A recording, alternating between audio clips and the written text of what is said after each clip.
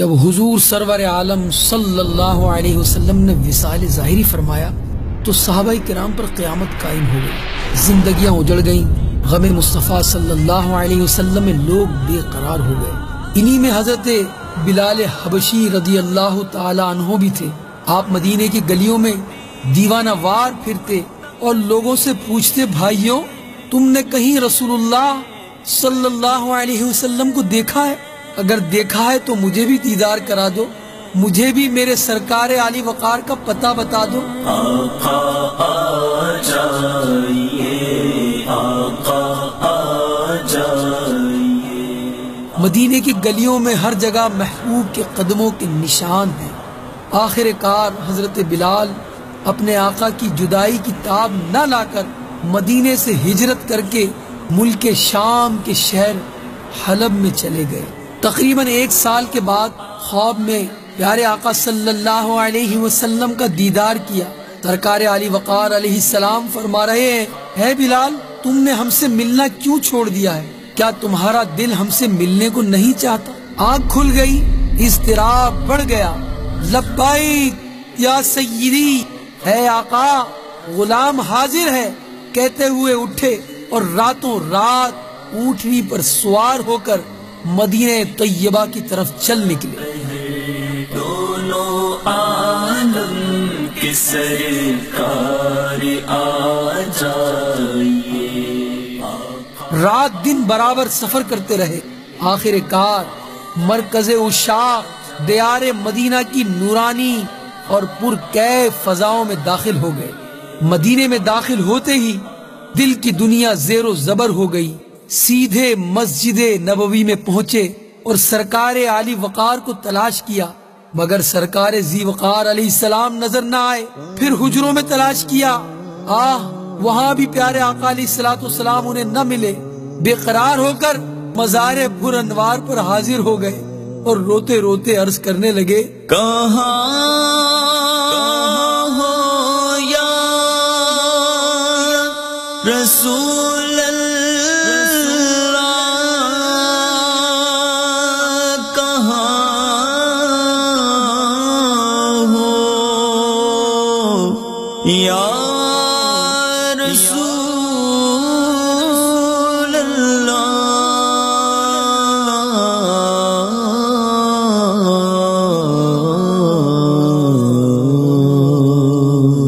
یا رسول اللہ، حلب سے غلام کو بلایا اور خود پردے میں چھپ گئے، دیدار بھی نہ کرایا۔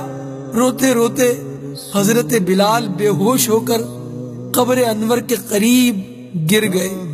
اسی دوران حضرت بلال کی مدینہ طیبہ میں آمد کا شہرہ ہو چکا تھا۔ ہر طرف غل تھا کہ مؤذن بلال رضی اللہ تعالیٰ عنہ سرکار علی وقار کی خدمت میں حاضر ہوئے ہیں۔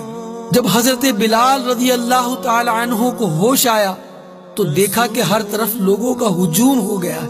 اب تو منت و سماجت شروع ہو گئی، لوگ التجائیں کر رہے ہیں، اے بلال اے بلال ایک دفعہ پھر وہی درد بھری آذان سنا دو نا جو مدنی سرکار علیہ السلام کو سناتے تھے۔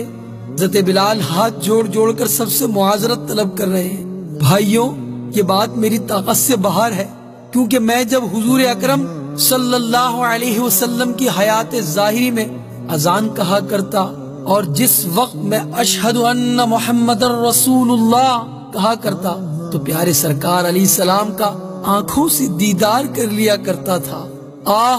اب تو سرکار ذی وقار پردے میں چھپ گئے، اب بتاؤ کہ اذان میں میں اپنے آقا کا دیدار کس طرح کر پاؤں گا؟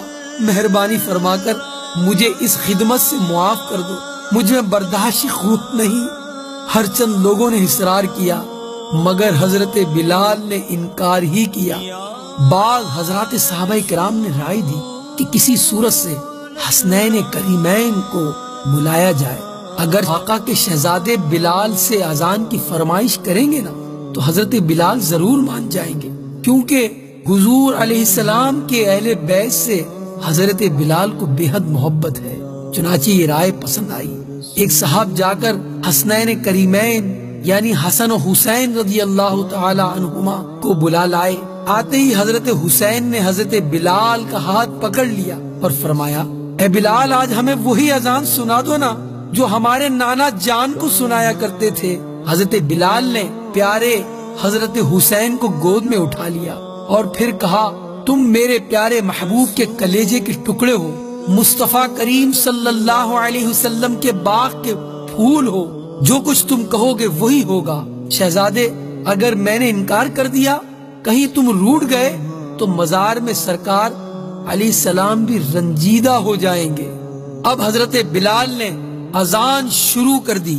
اللہ اکبر اللہ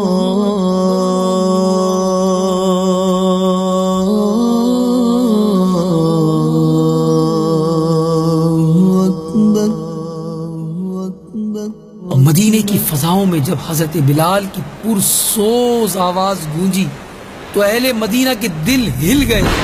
مہینوں کے بعد حضرت بلال کی آواز سن کر لوگوں کی نگاہوں کے سامنے سرکار عبد قرار صلی اللہ علیہ وسلم کی دنیاوی حیات کا سما بن گیا۔ لوگ روتے ہوئے بے تابانہ مسجد نبوی کی طرف دوڑ پڑے۔ ہر شخص بے قرار ہو کر گھر سے باہر آ گیا۔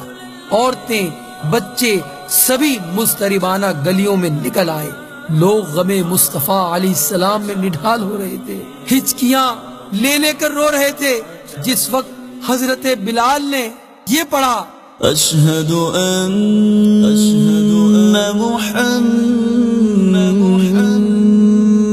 محمد رسول اللہ،